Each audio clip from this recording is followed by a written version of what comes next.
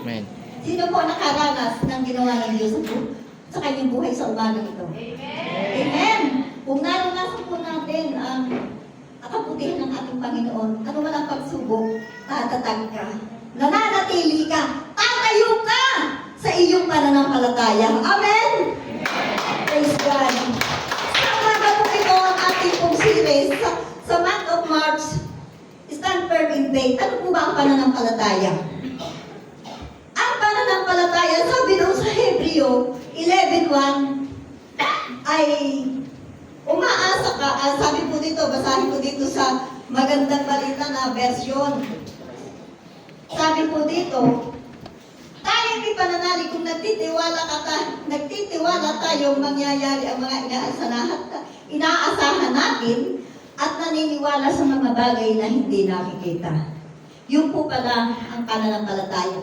Ang pananampalataya sa ibang salin, ang pananampalataya ay nagsisimula sa mga bagay na hindi mo nakikita. Sa umagang ito na parito ka. Naupo ka, maligaya ka, masaya kang pumasok sa bahay panambahan ng ating Panginoon at naniniwala po ako na ang lahat ay napakaraming mga kahilingan. Pero sa inyo pong mga kahilingan, lalo po especially financially, hindi ko po kayo pauuwiin na may dala kayong lahat na isang sakong bigas. Wala kayong nakikita, pero pumunta kayo dito dahil meron pong pananampalataya. At sa umaga pong ito po yung kailangan sumibol sa ating puso. Kung paano ang pananampalataya mo sa Diyos ay magyayari yung mga bagay na hindi mo inaasahan. Katulad po ng karamdaman. Nananalangin ka ng kagalingan, pero hindi ka naman katulad ng doktor, o eto, inumin mo, gamot ito doon sa sakit sa puso mo. Pero kung may pananampalataya ka, ang magagawa ng Diyos, hindi po kayang gawin ng tao. Amen! Yan po ang pananampalataya. Sabi po ang aklat ng Hebreo, tayo din pananalig. Kung nagtitiwala ka na mangyayari ang mga inaasahan natin, kailangan po, kung tayo po pala may pananampalataya, umaasa tayo sa Diyos na mangyayari yung mga bagay na hindi po natin inaasahan. Mangyayari yung mga bagay na hindi nakikita. Halimbawa, wala kang bahay. Sumisiro ka na doon sa isang kubol. Nananalangin ka. Panginoon, gusto ko pong magkabahay ng isang marmol. Pero parang imposible kung wala ka naman trabaho. Pero kung meron pong pananampalataya, pwede po yung mangyari. Amen! Kaya sa umaga, itutunghayan po natin ang salita ng Diyos dito sa aklat ng Colossians 1, verse 23 hanggang 24. Sabi po dito, subalit kailangan kayong manatiling tapat at matatag sa inyong pananampalataya at huwag bayaang mawala ang pag-asang dulot ng balita ng inyong narinig. Niloob ng Diyos na si Pablo ay maging tagapangaral ng mabuting balitang ito na ipinahayag sa lahat ng tao. Nagagalak ako sa aking pagbabata ngayon alang-alang sa inyo, sapagkat sa pamamagitan nito'y na ipagpatuloy ko ang paghihirap na kailangan pang gawin ni Kristo para sa Iglesia sa kanyang katawan at pagpalay po ng Diyos ang kanyang mga salita. Tayo po ay manalangin. Ama naming Diyos, maraming salamat po ngayong umaga. Panginoon, wala po kaming magagawa sa aming sarili, kaya po kami po ay nakikiusap sa iyo sa hamagang ito, ang kapuspusan ng iyong kapangyarihan ang aming pong maranasan at sa pag-aaral po ng iyong mensahe. Samahan po kami, Panginoon, ang espiritu ng pangunawa, ang espiritu ng karunungan, ang espiritu ng katahimikan ay aming pong maranasan. Panginoon, upang sa ganon, yung lahat ng nais mong aming maunawaan ay aming pong maunawaan. Lord, kumilos ka sa amin sa pangalan ni Jesus. Amen. Praise God.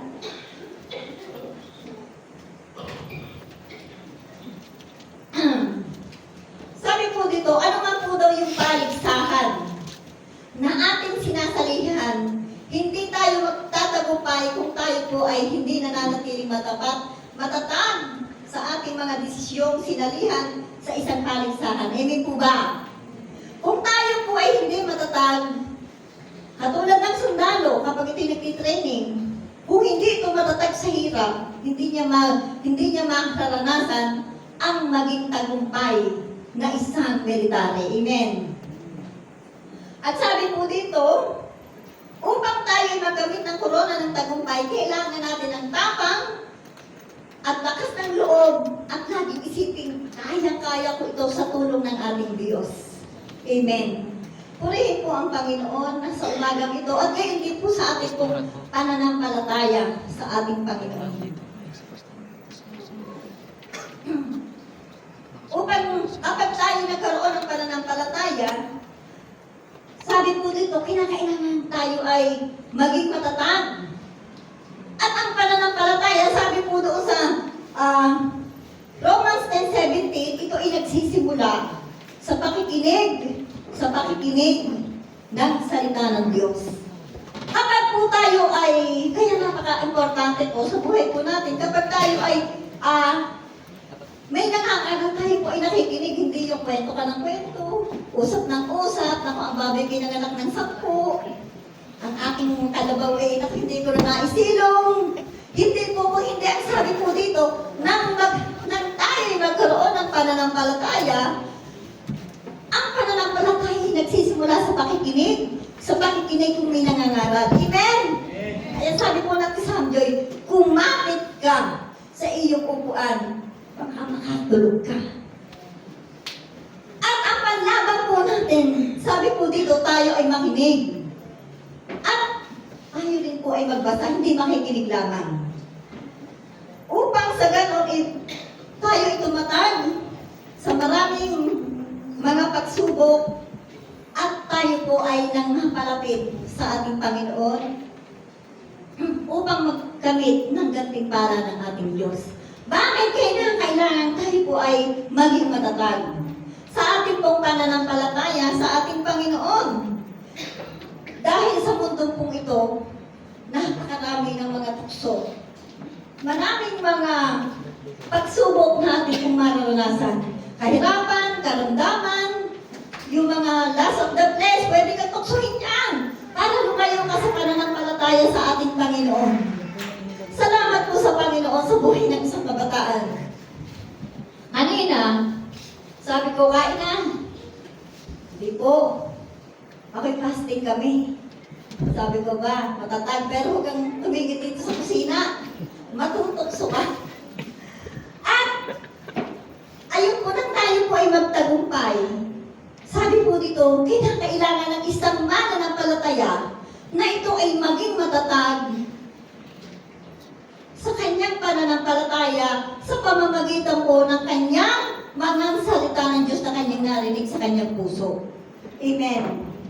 At sabi po dito na hindi tayo mapalayo sa ating Panginoon dahil ang gusto ng demonyo, yung iyong tinalikuran, ibabalik ka, hinihila ka, tinutokso ka.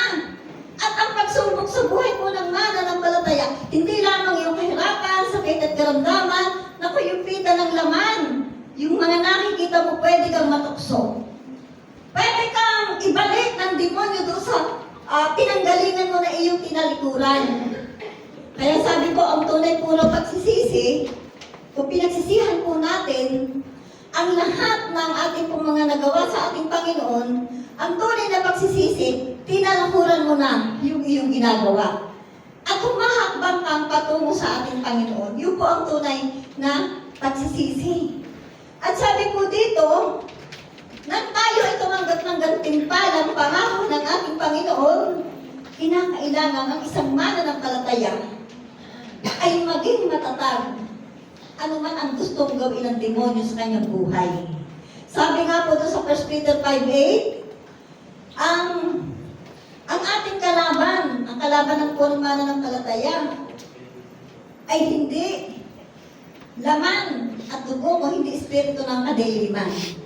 Kaya, sa isang mananampalataya, kinakailangan na andun po yung spiritual battle na paglabang ka sa pamamagitan ng prayer. Sabi nga ni Pastor sa akin, Pastor Erne, ang iiwasan mo yung ikaw ay makipagtalo. Tama ka na, ikaw pa ang magiging mali. Amen? Eh, ugali ko pa naman po, pag ako alam kong tama, di pwede ako mangangatuhipan. Pero mali po pala yun. Sabi po dito ay, nang hindi tayo mapalayo sa Diyos, kinakailangang makipaglabang ka sa pamamagitan ng salita ng Diyos. Sabi po dito ay, paano po ba natin ito malalabanan? Sabi po sa Ephesians 6:14, kaya lagi kayong maging handa. Pag po tayo ay may parating na bisita, naku, linis kang maigi, ayos mo yung higaan. Kapag tayo po yung mga mananampalataya, sabi po dito, lagi din tayo maging handa. At paano po natin ito paghahandaan? Sabi po dito, gawing bigkis ang katotohanan na yun ay walang iba kung hindi yung salita ng Diyos. Amen. At ang sabi po doon, bakit kailangang lagi mong pinanghahawakan ang salita ng Diyos? Romans 1:16, dahil ang salita po ng Diyos, ito po ay talagang mayroong kapangyarihan. Kaya po yung mga tao na buong pusong tinanggap ang salita ng Diyos at nagpapakalalim, nababago kanyang buhay. Bakit? Ang salita po ng Diyos ay meron po itong kapangyarihan. Amen. Hindi po binasa lamang natin. At ang sabi po dito, sa 1 Peter 5:7, yun nga po ang ating kalaban ay espiritu ng kadiliman na yan, parang liyong umaatungal. Nako, kaya po tayo maging handa. Baka nakinig ka ngayon, paglabas nandiyan ang demonyo para ikaw ay akitin. Aakitin ka. Para bang ang pakanan ng demonyo yung hinahamon ka ng suntukan. Ayan. At ang sabi po dito, labanan niyo to at magpakatatag kayo sa pananalig sa Diyos. At sabi po dito, ang panlaban ng mananampalataya ay yung pananalig sa ating Panginoon. Hindi po tayo lumalaban hindi po ang panlaban natin ay yung pakikipagdigma laman sa laman. Dahil kung magkaganon po tayo, magkakaubusan. Amen?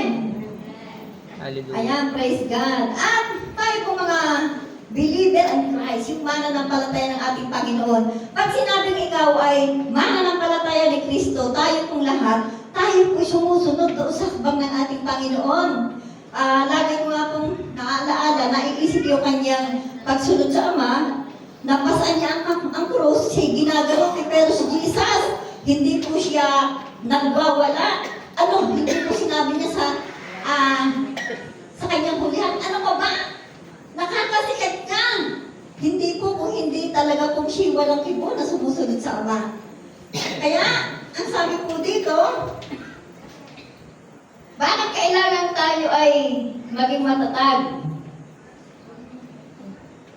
Upang tayo ay magkamit ng ating magkamit ng pangako ng ating Panginoon. Subalit kung tayo po ay patuloy na manghahawakan at maniniwala sa salita ng Diyos, lagi tayong kasama sa parada ng tagumpay. Amen! Napakaganda ng pangako po ng ating Panginoon dahil kasama mo ang Diyos habang ikaw ay nakikipagdigma. Praise God! Hallelujah! Kayo po ba'y naiinip na? Nako, introduction pa po lamang yun. Hindi po yun ang mensahe ng ating Panginoon. Pero huwag po kayong mainit. Ngayon naman po ay linggo. Ang araw na linggo ay araw ng pagpapahinga. Amen. Kaya kung kayo bagot na sa inyong tahanan at wala na kapahingahan, hirap na lang andain, ito po yung time. Magpahinga ka, makinig ka. Amen! Amen! Praise God. Sa umagang ito ay pinamagatan ko po na magpakatatag hanggang wakas. Sabi po sa aklat ng Ephesians, ang lahat ng sinimula ni Jesus ay tatapusin niya hanggang siya'y bumalik. Amen. Kaya kung naranasan mo ang kabutihan ng Panginoon nung simula nang tinanggap mo ang Diyos, patuloy yang naranasan mo hanggang sa bumalik ang ating Panginoon. At ang sabi po dito ay Bakit ba tayo ay pinanatatag sa pananampalataya at pananalig sa Diyos? Dahil sabi po dito makikita na ikaw ay talagang tagasunod ng ating Panginoon. At dito po ay may tatlong bagay. May tatlong kaparaanan na itinuturo ang salita ng Diyos kung paano tayo magiging matatag sa pananalig o pananampalataya sa ating Panginoon. Tatlong kaparaanan na ito po ay ating pong tatandaan. Sabi po dito sa Colossians 23, maging tapat tayo sa ating pong pananampalataya. Amen. Sabi po dito, subalit kailangan kayong manatiling tapat at matatag sa inyong pananampalataya. Sabi po dito, be faithful, maging tapat ka sa iyong pananampalataya. Sa ating pong pananampalataya, napakarami po ang mga pagsubok. Katulad po ng sinabi ko kanina, hindi tayo porque sumasamba ka kay Lord at gakampi mo ang Diyos, ligtas ka sa maraming pagsubok. Noon po ako umattend doon sa namatay sa amin, dahil madalang na nga po akong makita ng mga taong dati kong kasama, sabi niya, kumusta ka na? Mabuti ka pa. Mataba, siguro mayaman ka na. Ako po tumawa. Siguro wala kang problema. Kaya ikaw iba ka ngayon. Sabi ko, purihin ang Panginoon. Ang hindi nila alam, noon ang aking anak ay 7. Pawalo ang aking asawa, namumroblema. Ngayon, mas marami ang problema. Pero, praise God, kasama po ang Panginoon. Amen! At ito po yung kagalakan nagbibigay sa aking puso. Na kahit dumadami ang problema sa buhay, pinapatatag naman ang ating Panginoon. At dito po ay merong tatlong kaparaanan na itinuturo ang salita ng Diyos kung paano tayo magiging matatag. Ang number 1, sabi po dito sa Colossians, maging matatag tayo sa ating pong pananampalataya. Kung tinanggap po natin si Jesus, at dito natin nararanasan ang hinahanap mong guminhawa ka. Ang sabi po dito, at naging mapayapa ka sa iyong buhay, maging tapat ka sa iyong sinumpaan. Amen! Sabi po dito, kung naranasan mo ang kapayapaan at kasaganaan at kaganhawahan ng iyong puso nung ikaw ay sumampalataya sa ating Panginoon, maging tapat ka sa iyong pananampalataya na nakilala mo, si Jesus. Amen. Bakit? Dahil tayo po napakaraming mga pagsubok na pagdadaanan. At ang mga pagsubok natin pong pinagdadaanan, hindi po natin pwedeng sabihin, ano bang buhay ito? Kung hindi po maging tuntungan para tayo ay magkaroon ng pananampalataya at makilala po natin ang Diyos kung sino ang Diyos sa ating buhay. Sa pamamagitan po ng pagsubok, dito natin makikilala kung sino ang ating Diyos na sinasamba. Hindi niya tayo hahayaan. Hindi niya po tayo iiwan. Kaya sabi ko nga po, kung meron akong taong pinagkakautangan ng napakalaking utang na loob, hindi ko pwedeng ipagpalit ang Diyos. Bakit? Kung ikaw ay natutulog masama pakiramdam mo, hindi mo kailangang tamagin mo yung mahal mo sa buhay na malayo. Tumawag ka sa Panginoon, ang Diyos ay tutugon. Amen! At pag tinawag mo ang Diyos, naandyan yung kanyang rescue. Kapag wala kang pangangailangan, tumawag ka sa Diyos, Lord, tulungan mo po ako. Wala kami pambayad sa ilaw. Wala akong pambayad sa utang. Tulungan mo po ako makaahon sa hirap na ito. Naandyan po ang Diyos. Kaya ang sabi po dito, maging tapat tayo, lalong higit to sa ating mga sinumpaan. Naalaala ko noon, kapag nag-aaltar call, pag ako'y matenda mga krusada, una-una ko, yes Lord, ako'y susunod sa iyo.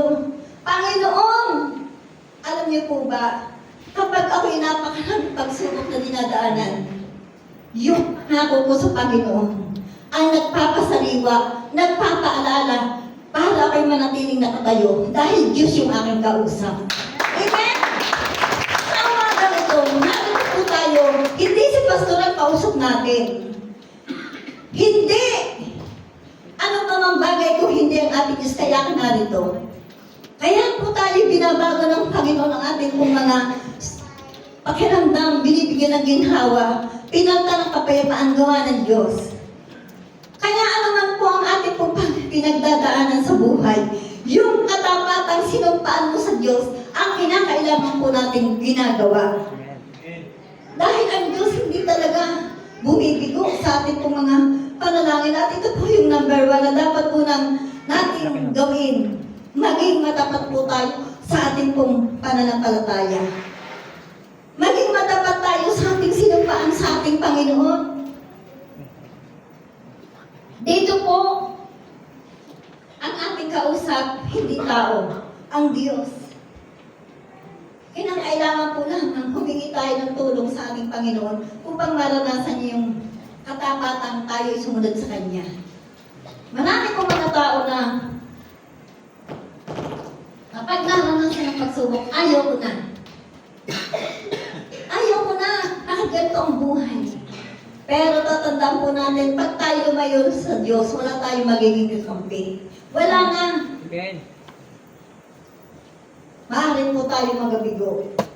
Kaya ang una pong dapat po natin gawin, maging takot po tayo sa ating pong pananampalataya at tayo po'y sumunod sa Diyos na hindi natin nakikita.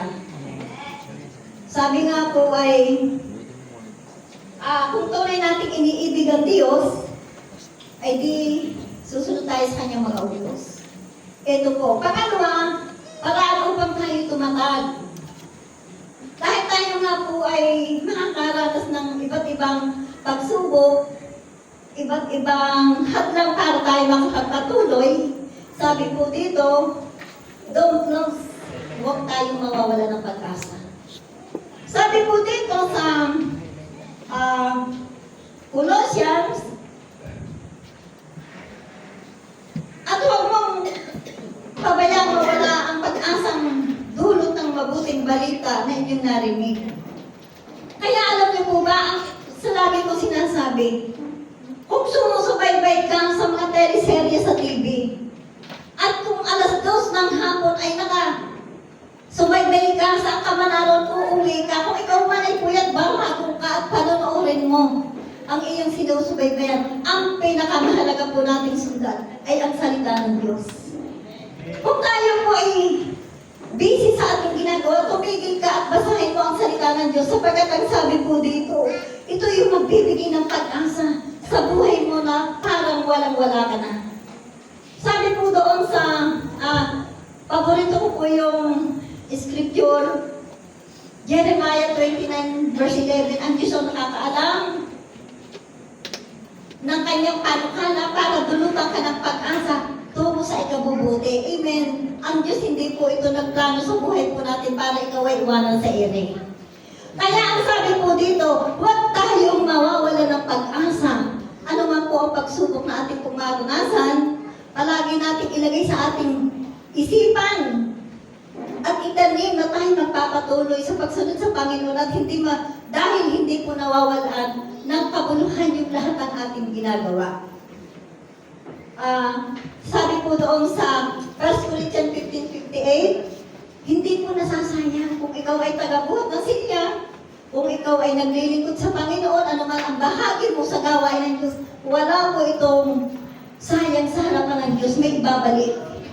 Kung ikaw ay may pinapanalangin, 30 taon hindi ka tinutugon ng Diyos. Alam niyo po ba na hindi mo pisaryan, huwag kang mawawala ng pag-asa na hindi tutugon ang Diyos sa iyo. Amen. At ang ating pong panalangin, may tandaan po natin, may 3 katugunan ng Diyos. Oo, hindi at maghintay ka. Kung tayo po ay nanalangin at tayo tinugon ng Panginoon, di po ba tayo masaya? Subalit kung tayo po minsan nanalangin, hindi pa natugon ng Diyos, pinaghihintay ng ilang panahon, tutugon ng Diyos. Pero kung hindi tutugon ng Diyos, may dahilan kung bakit. Amen? Kung magiging dahilan po na tayo pinanghihinaan ng loob at mawawala ng pag-asa, naku baka ba Hindi na ako tumulin ng Diyos sa akin pong mga panalangin. Alam niyo po ba, kung sa prayer, at ako hindi matatag, ako hindi lamang 30 taon ako'y nananalangin. Pero alam niyo po ba, hindi nagiging hadlan para ako hindi magpatuloy sa Panginoon. Bakit? Alam na ako magmukmok. Siguro hindi pa ito yung panahon para tumugon ng Diyos. Pero naniniwala akong at umaasa sa Panginoon, merong gagawin ng Diyos sa aking buhay. Amen. So kaya ang sabi ko ng gabi, sa awit 34 letter B, hindi mabibigo ang umaasa sa Kanya. Di po ba napakaigi? Sabi ko doon. At ang palaala po ni Pablo, nung marinig natin niya ang mabuting balita ng Panginoon, hindi siya nawala ng pag-asa na kahit po siya nakabalanggo dahil sa pangangaral ng salita ng Diyos, nagpapatuloy po siyang ipangaral ang salita ng Diyos sa mga tao dahil naniniwala siya na merong gagawin ng ang Diyos sa kanyang buhay. Kaya ano nangyari po kay Apostol Pablo? Tumanggap siya ng korona. Tinanggap niya yung korona ng tagumpay dahil sa kanyang pagsunod sa ating Panginoon at umasa siya, hindi siya pababayaan ng Diyos. Kung naranasan po ni Apostol Pablo ang gantimpala ng korona ng tagumpay, ito po ay maranasan ng mga taong nagtitiwala at nananampalataya sa ating Panginoon at umaasang mayroong gagawin ng Diyos sa kanyang buhay. Amen. Sabi po dito, naranasan ko ang parada ng tagumpay, ang pagpuputok sa akin ng corona, hindi lamang ito sa akin, sabi po niya doon, 1 Timothy, kung hindi sa lahat ng mga nananabik na muli sa pagbabalik ng ating Panginoon. Kumusta po tayo, mga magulang at mga kapatid? Tayo po ba excited ba? Na naghihintay kay Lord? Baka po tayo nababagod na sa buhay at tagal namang dumating ng Panginoon. Pamahal ng pamahal ang bilihin. Ano ba yan? Hindi pa ako nayaman. Hindi pa ako umaasa sa bakit ganito ang buhay. Pero alam niyo po ba, huwag tayong mawawala ng pag-asa sapagkat ang nangako sa atin ay Diyos ng mga pangyarihan. Nasa kanya yung pagbabalan. Alam niyo po ba, napakabuti ng Panginoon kahapon. Ang ating speaker sa Batangas ay isang babae na rebelde sa magulang. Dahil mahal siya ng ating Diyos, at nung makilala niya ang ating Panginoon, umasa siya na sa kahirapan ng kanilang pamumuhay, iaangat sila ng ating Diyos. At ito po ay ginawa ng Panginoon sa kanya. At napakaganda pong testimony sa buhay po ni Sister Maribel na siya pinagpala ng ating Panginoon na dati siya ay isang anak na rebelde sa magulang dahil sa kahirapan ng kanilang kalagayan. Subalit nung siya ay makakilala at naging matatag, pinagpala po siya ng ating Panginoon. At ang buhay po natin, ito po yung paalala ni Pablo. Huwag tayong mawala ng pag-asa. Sino ka man na nakaupo dyan? Na 30 taong nananalangin o 20, ilan mang taong tayo hindi tinutugon ng Diyos. Umasa ka sa Diyos, magpatuloy ka, maging matatag ka na sumunod sa ating Panginoon. Sapagkat ang pangako ng Diyos ay hindi pa katulad ng pangako ng tao. Ang pangako ng tao pwedeng mabago. Subalit ang pangako po ng Diyos, kailanman, ito po ay hindi nagbabago. Ito po yung pangalawa. Don't lose, huwag kang mawala ng pag-asa.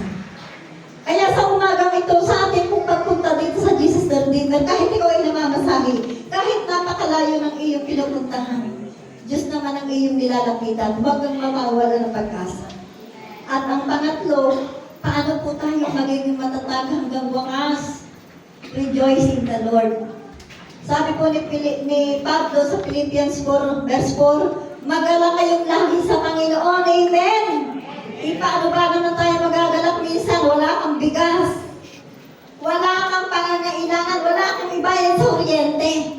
Pero sabi po dito sa Philippians verse 4, verse 4, sabi ni Pablo, magala kayong lagi kung ikaw ay na kay Lord. Magalak ka ay laging merong nakahandang biyaya para sa iyo. Amen. Sabi po dito, kapag tayo isang mananampalataya, ang kagalangan ng isang mananampalataya ay ang sumunod sa kalooban ng Panginoon. Bakit? Sabi po doon sa Matthew 6:33, mayaman pag sumakita ninyo ng higit sa lahat. Hamon po yun sa atin. Na sundin mo ang kalooban ng higit, sabi po doon sa Matthew 6:33, kaya ang higit sa lahat ay pag sumakitan mo ay ang hanapin mo ang Diyos. May kalakip na pangako, yung lahat ng bagay ay ipagkakaloob sa iyo. Ano po yun? Yung una, yung lakas, napakabiyaya po ng Panginoon na ating pong maranasan. Pagising mo ng umaga, akala mo kahit wala kang pera, may blessing na yung lakas na ibigay ng Diyos sa iyo. Isa na po itong pagpapala. Kaya sabi po ni Pablo, mag-alala kayong lagi sa Panginoon. At sundin ang kanyang kalooban. Ang isang mananampalataya, kagalakan nito ay ang maglingkod sa Diyos. Amen. Winawala na po yung mga bagay na makamundong gawain. May pananabik, sabi nga po ni Haring David sa awit 62. Siya parang usa nananabik palagi na uminom sa parang usa nananabik na makainom ng tubig na yung po ay walang iba kung hindi yung salita ng Diyos. At ito po yung buhay ng isang mananampalataya na nagtitiwala sa Diyos. Ito po yung buhay ng isang matatag sa pananampalataya. Ang binibigyan ng kaluguran ay ang Diyos, hindi po yung tao. Amen? Amen. Ang Diyos ang binibigyan ng kaluguran dahil ang Diyos ang pinagkakautangan natin ng napakalaking utang na loob. At hindi po natin kayang bayaran. Sabi nga po, ang itinubos natin ang itinubos sa atin ni Kristo ay dugo na hindi po natin ito kayang bayaran. Kaya, ano man po ang mga pagsubok na ating pong buhay, tayo po yung maging masaya. Sabi po doon sa verse 24 ni Pablo, nagagalak siya at ang kagalakan niya ay ang sundin, bagamat mahirap dahil gusto niyang makihati sa hirap ni Kristo at maipakita na siya ay lingkod ng Diyos. Ito po pala ang isang dahilan kung bakit tayo dapat maging masaya. Ano man po ang mga pagsubok? Maging magalak po tayo dahil tayo po ay nagpapakita na tayo ay lingkod ng Diyos. Kung ikaw ay isang lingkod ng Diyos, lagi ka na lang pag-uuwi, naku po, Diyos ko. Ano bang buhay ni Ray? Bago magsisir ka, mahal ka ng Diyos. Sabi ng John 3:16, sapagkat gayon na lamang, ay nakikita po sa buhay natin na tayo hindi nasasayahan. Kinakailangan po ang isang mananampalataya, meron at sa wala.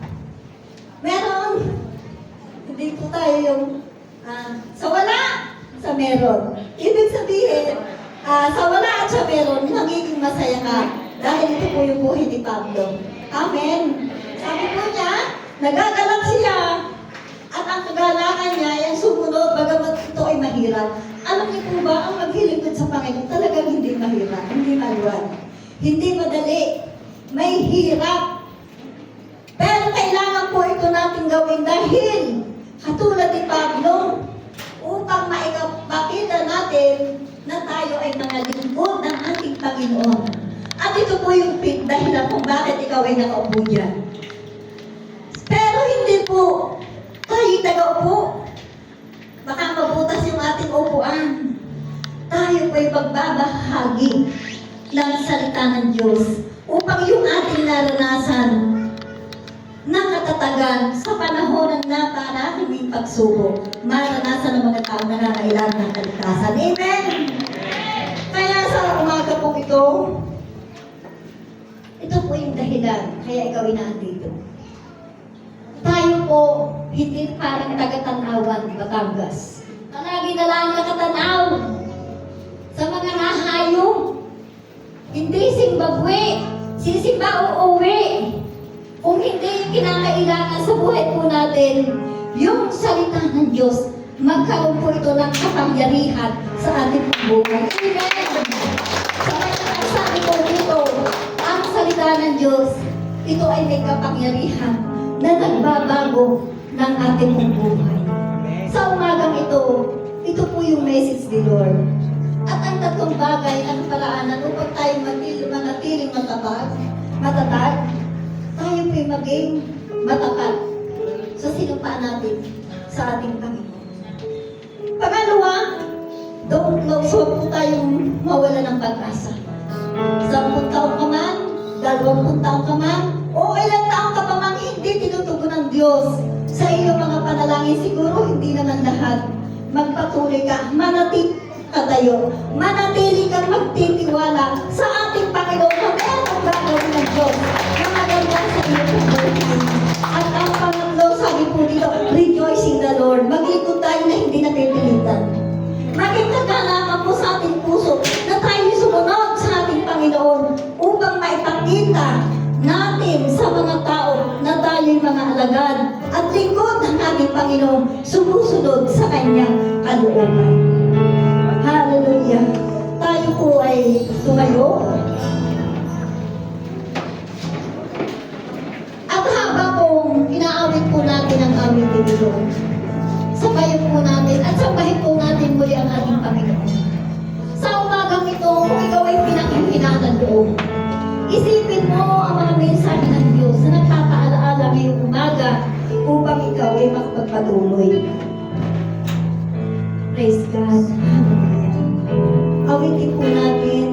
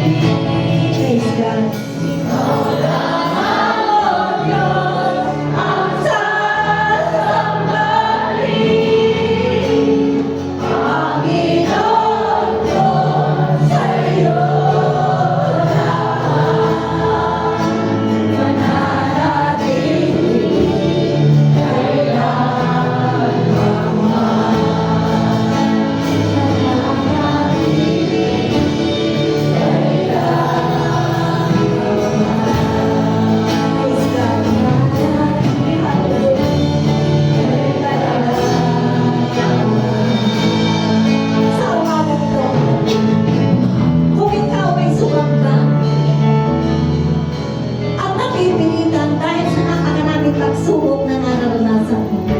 Sa umaga ito, magtiwala ka sa ating Diyos. Ano man ang iyong pinagdadaanan sa umaga ito, nakikita ito ng ating Panginoon.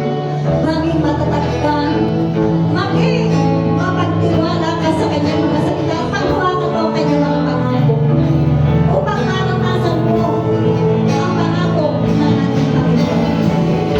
Sa umaga ito, hindi po tayo ligtas sa napakaraming pagsubok. Subalit nandiyan ang Diyos. Kaya sa umaga ito, mga magulang, mga kapatid, may paanyaya ang ating Panginoon. Magpakatatag po tayo at huwag po tayo mawawala ng pag-asa. Nandiyan ang Diyos na kailanman hindi niya tayo iiwan, na hindi niya pababayaan. Sabihin mo sa Diyos yung lahat na kinain ng iyong puso. Ang sabi mo niya, maging tapat ka naman na sumunod sa kanyang mga tuntunin. At huwag kang mawala ng pag-asa at maging masaya ka sa iyong pananampalataya. Nandiyan ang Diyos na hindi ka niya iiwan, hindi ka niya pababayaan. Kaya ngayong umaga kung ikaw, kapatid, sa umaga ka din nakakaranas ng mabigat na pagsubok ng buhay. Nandiyan ang Diyos na hindi ka niya pababayaan. Nakikita niya ang iyong buhay. Nakikita ng Diyos ang iyong mga hinahin. Sa umaga ito, ako'y nakakinig ka. Ako'y naniniwala. Sa umaga ito, may ginagawa ang Panginoon. At may gagawin ng Diyos sa iyong buhay sa kanyang pangako. Ang kanyang sinimulan ay kanyang tatapusin hanggang sa kanyang pagbabalik. Kaya ngayong umaga, mga magulang, tayo ba'y pinagkikilala ko? Tayo sa magandang pangako ng Diyos, hindi niya tayo iiwan, hindi mababayaan. Hallelujah. Hallelujah. Thank you, Lord. Panginoon, salamat po sa umaga ito. Nakikita mo ang laman ng puso ng mga kapatid na ito, ng iyong mga anak na pumasok sa bahay na walang pwedeng itago sa iyo ang laman ng kanilang puso. At maaaring pinanghihinaan ng loob. Maaaring gustong bumibab sa sitwasyon ng pinagdadaanan. Panginoon, sa umaga ito, tulungan mo. Abutin mo ang puso ng iyong mga anak. Bigyan niyo po sila ng tagalan. Bigyan niyo po sila ng tagalan at tugunin mo ang lahat ng kanilang mga hiling. Inihiling po namin ito sa pangalan ng Panginoong Jesus. Amen.